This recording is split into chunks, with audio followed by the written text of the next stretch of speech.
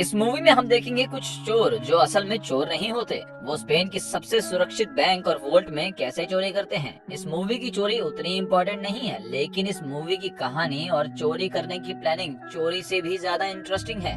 इस मूवी का नाम है द वॉल्ट। फिल्म की शुरुआत ट्रेजर हंटर गोताखोर से होती है, जिन्होंने स्पेनिश पायरेट के एक डूबे जहाज को खोज निकाला, जहां कैप्टन वॉल्टर सबसे मूल्यवान खजाने की खोज में है, जिसे डाइविंग में एक्सपर्ट जेम्स अपनी जान पर खेल कर खोज निकालता है। लेकिन इससे पहले कि वो सभी जश्न मनाए, स्पेनिश कस्टम्स उन्हें धर लेते हैं और उनसे उनकी खोज भी छीन लेते हैं, इस आधार पर कि वो जहाज स्पेनिश की सरजमीन पर है। जिसके बाद वॉल्टर पर केस हो जाता है और वो उसे हार जाता है। कोर्ट के बाहर वॉल्टर मार्गेटा नाम की एक औरत से मिलता है जो ब्रिटिश गवर्नमेंट के लिए काम करती है। वॉल्टर उससे अपने खजाने को छुड़ाने के बारे में बात करता है, लेकिन वो उसे भूल जाने के लिए कहती है। इस खोज में वॉल्टर ने अपनी आधी जिंदगी लगा दी थी, इसीलिए वो इतनी आसानी से हार मानने वाला नहीं था। इसीलिए अब दुनिया की सबसे सुरक्षित बैंक ऑफ स्पेन, जहां उस खजाने को कुछ दिनों के लिए रखा जाएगा, वो उसे लूटने का तय करता है। फिर सीन एक सबसे समझदार इंजीनियरिंग स्टूडेंट थॉमस की तरफ मुड़ जाता है, जिसने अपनी युवा उम्र में ही दुनिया की कड़ी से कड़ी समस्याओं को चुटकियों में सुलझा दिया होता है।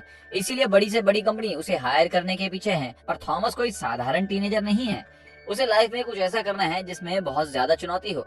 थॉमस को एक अनजान नंबर से मैसेज आता है जो उसे मिलने के लिए एक जगह पर बुलाता है। थॉमस वहां जाता है और उसे लॉरेन मिलती है, जो पेंटिंग डिपार्टमेंट के बहुत अच्छे पोस्ट में होती है। थॉमस देखता है कि लॉरेन एक आदमी का पर्स चुरा लेती है और अपनी कला से उसे थॉमस की जेब में रख देती है।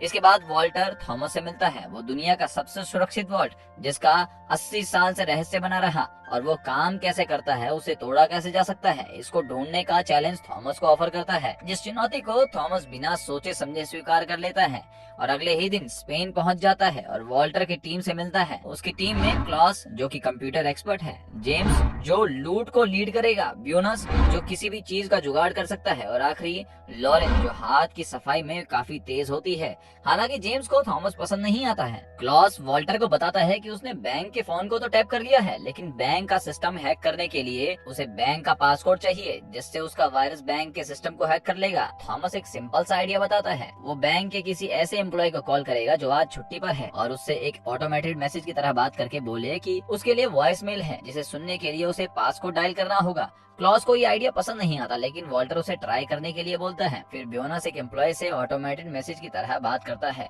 जैसे ही वो एम्प्लॉय अपना पासकोड डायल करता है, क्लॉस तुरंत उसे सिस्टम में एंटर करता है और कुछ ही सेकंड्स में बैंक के सिस्टम को हैक कर लेता है। इसके बाद वॉल्टर थॉमस से बहुत इंप्रेस हो जाता है। लॉरेन भी थॉमस से काफी इंप्रेस हो जाती है। इसके बाद वॉल्टर थॉमस को बाहर लेकर आता है। वो उसे फ्रांसिस ड्रैको के बारे में बताता है। वो बताता है कि ड्रैको ने स्पेन का खजाना चुराया, लेकिन उसने इंग्लैंड को खजाना देने से मना कर दिया था। उसने सारे खजाने को कहीं पर तो गाड़ दिया। वॉल्टर ने पता लगाया कि ड्रैको ने उस खजाने के कोऑर्डिनेट्स यानी कि लोकेशंस 3 कॉइन में लिख के रखे थे, और उसने वो कॉइन्स एक बॉक्स में रखा था।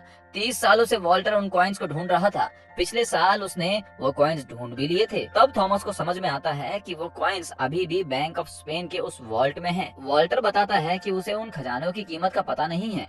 वो ये सब पैसों के लिए नहीं कर रहा, दरअसल इतिहास की चीजों को ढूंढना उसका पैशन है। अगले दिन से टीम जोरों शोरों से प्लानिंग में लग जाती है। उनकी सीसीटीवी फुटेज हैक करने के बाद उन्हें पता चलता है कि बैंक का हर एक एरिया सेंसर्स और कैमरे से घेरे हुए हैं। एक गलत कदम और उन्हें ढूंढने के लिए पूरी सेना कुछ ही मिनट में धावा बोल देगी, जिसके सिक्योरिटी को खूंखार गुस्तावो मॉनिटर करता है, जो स्पेनिश टेररिज्म टास्क फोर्स को लीड कर चुके हैं।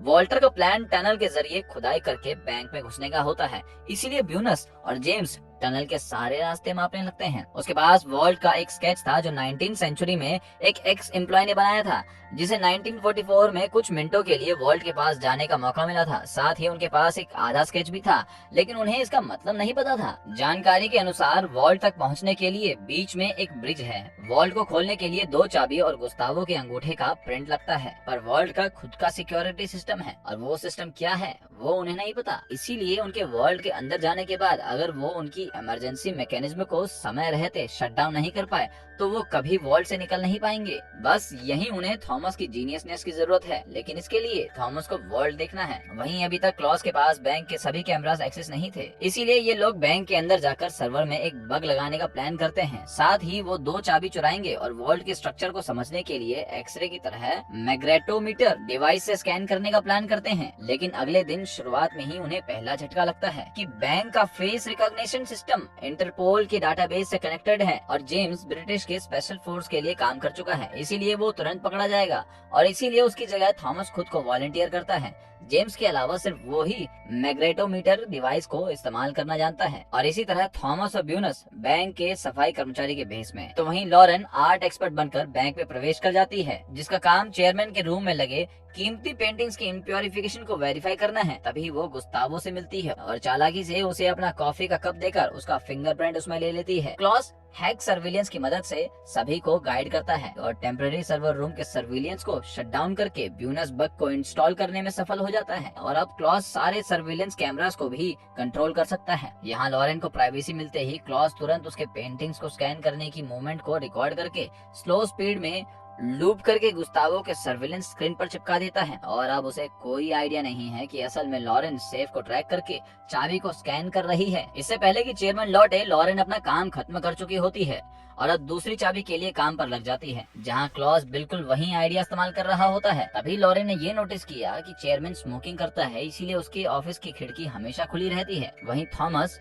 वॉल्ट के ठीक नीचे वाले कॉन्फ्रेंस रूम में पहुंच जाता है। थॉमस टेबल के नीचे जाकर डिवाइस से वॉल्ट की स्कैनिंग शुरू करता है, लेकिन तभी बैंक के स्टाफ कॉन्फ्रेंस रूम में आ जाते हैं और डिवाइस भी बीच में ही रुक जाता है। तब उन्हें पता चलता है कि डिवाइस को और पावर चाहिए, लेकिन पावर बढ़ाने से बैंक का पल्स सिस्टम अलार्म ट्रिगर हो जाएगा, पर और कोई चारा भी नहीं होता। इसीलिए थॉमस पावर बढ़ा देता है और अलार्म ट्रिगर हो जाता है और गुस्तावो इमरजेंसी प्रोटोकॉल के मुताबिक पूरी बिल्डिंग को लॉक कर देता है, जिसके कारण लॉरेन को की को रखने से पहले ही चेयरमैन उसे बाहर ले जाता है और अब दूसरी की लॉरेन के पास रह जाती है। यानी कि जल्द ही की का मिसिंग होने का पता चलते ही वो सब पकड़े जाएंगे, लेकिन तभी चालाक थॉमस लॉरेन से की चुपके से लेकर उसे उसकी जगह पर वापस रख देता है और इस तरह वो सब बहुत बड़ी समस्या से बच जाते हैं। अगले दिन डेटा को स्टडी करने के बाद उन्हें समझ आता है कि वॉल्ट के ठीक ऊपर कोई तो हिस्सा ऐसा है जिसे डिवाइस पहचान नहीं सका और वॉल्ट के ठीक नीचे एक खाली चेम्बर भी है। और थॉमस को ये समझ नहीं आता कि आखिर वो कनेक्टेड लाइंस और वो सेक्शन असल में है क्या।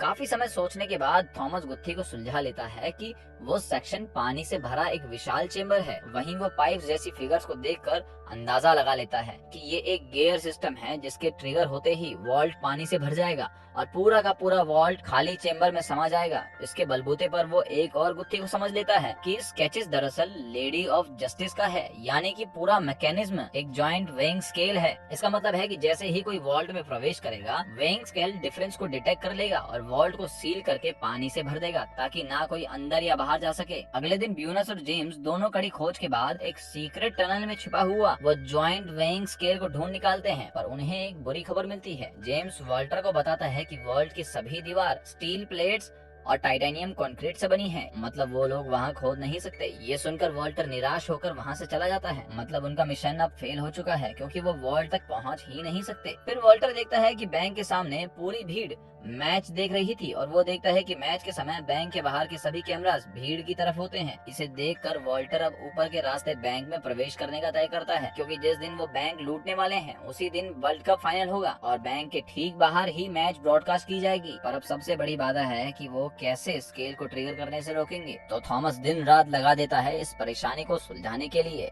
और फिर एक दिन बारटेंडर के हाथ नाइट्रोजन देखने के बाद उसके दिमाग की बत्ती एक और बार जल जाती है। वो उन्हें उदाहरण की मदद से बताते हुए डेमो देता है और कहता है कि नाइट्रोजन की मदद से वो उस जायंट स्केल को फ्रीज कर सकते हैं, जिसके कारण पूरा मैकेनिज्म जम जाएगा और वो वेट को डिटेक्ट नहीं कर पाएगा। और अब वो घड़ी आ गई जहां प्लानिंग के मुताबिक ब्यूनस स्केल को फ्रीज करने के लिए तैनात है। वॉल्टर और क्लॉस आई ऑफ ऑपरेशन है, वहीं लॉरेन, थॉमस और जेम्स बैंक को लूटने के लिए अपना पहला कदम बढ़ाते हैं, जब कैमरे की नजर भीड़ पर मुड़ जाती है और वर्ल्ड कप के दिन बैंक को भी सील कर दिया होता है, जिसका फायदा उठाते हुए तीनों बैंक के ऊपर से सफलता से प्रवेश करने के बाद तुरंत स्टोरेज रूम की तरफ भागते हैं। गुस्तावो एकदम बेखबर है, क्योंकि उसके मॉनिटर पर क्लॉस का लूप रिकॉर्डिंग चल रहा है और अब तीनों वेंट के रास्ते लिफ्ट के सेक्शन से होते हुए अंत में ब्रिज तक पहुंच जाते हैं। पोर्टेबल सीढ़ी की मदद से लॉरेन और थॉमस दूसरी तरफ पहुंच जाते हैं, पर जेम्स गिरते गिरते बच जाता है। थॉमस और लॉरेन समय पर उसकी सीढ़ी को पकड़ लेते हैं और अब मेन डोर खोलने के लिए उन्हें एक पास कोड की जरूरत थी। यहाँ पर क्लॉस अपना हुनर दिखाते हुए कोड को क्रैक कर लेता है। मेन डोर खोलने के बाद वो सभी आखिरकार रहस्यमय वॉल्ट तक पहुंच जाते हैं, जिसे वो कीज की कॉपी और गुस्तावो के अंगूठे की प्रिंट से खोलने में सफल हो जाते हैं। उनके प्रवेश करने के बाद ब्यूनस नाइट्रोजन की सारी बोतल स्केल पर खाली कर देता है और उसे जमा देता है। तीनों जोखिम लेकर अपना कदम बढ़ाकर देखते हैं कि उनका आइडिया काम कर रहा है या नहीं, और ये आइडिया काम कर जाता है। तीनों तुरंत कॉइन के बॉक्स की खोज में लग जाते हैं। लॉरेन को वो बॉक्स मिल भी जाता है, पर अब उनका सबसे बुरा सपना सच होने लगता है, क्योंकि नाइट्रोजन के पिघलते ही स्केल के 2 सेंसर ट्रिगर हो जाते हैं और जल्दी गुस्तावो को सीलिंग के द्वारा घुसपैठ की भनक लग जाती है। पर मुसीबतें यहाँ खत्म नहीं होती, क्योंकि जेम्स रिवील करता है कि वो हमेशा से ब्रिटिश इंटेलिजेंस मार्गेट के लिए काम कर रहा था और वो उनसे कॉइन्स छीन लेता है। पर इससे पहले वो भाग निकले, स्केल के डिफरेंस डिटेक्ट करते ही वॉल्ट तुरंत लॉक हो जाता है और चारों तरफ से पानी भरने लगता है। पर डाइविंग में एक्सपर्ट जेम्स दोनों को पानी में मरने के लिए छोड़कर पानी के रास्ते निकल भागता है। पर थॉमस यहाँ मरने के लिए नहीं आया होता है, इसीलिए दिमाग लड़ाने के बाद उसे समझ में आता है कि वॉल्ट किसी सेंसर या डिटेक्टर से इक्विप नहीं है, क्योंकि इस वॉल्ट की बनावट 80 साल पहले की है, जब सेंसर्स या डिटेक्टर्स का आविष्कार नहीं हुआ था। तो पानी भरना तभी रुकेगा जब स्केल पानी के वजन के आधार पर डिटेक्ट करेगा कि वॉल्ट अब पूरा भर चुका है, जिसे समझने के बाद वॉल्टर तुरंत ब्यूनस को नाइट्रोजन के सारे सिलेंडर स्केल पर रखने के लिए कहता है, ताकि स्केल को लगे कि वॉल्ट भर चुका है और वो भी बिना समय गंवाए अपनी पूरी जान लगा देता है। और डूबकर मरने से पहले ही थॉमस का आइडिया सच में काम कर जाता है और वॉल्ट का पूरा पानी खाली हो जाता है। पर अब पूरी सेना उनकी तरफ बढ़ रही होती है, पर वॉल्ट पहुंचने पर उन्हें कोई नजर नहीं आता, क्योंकि दोनों कब के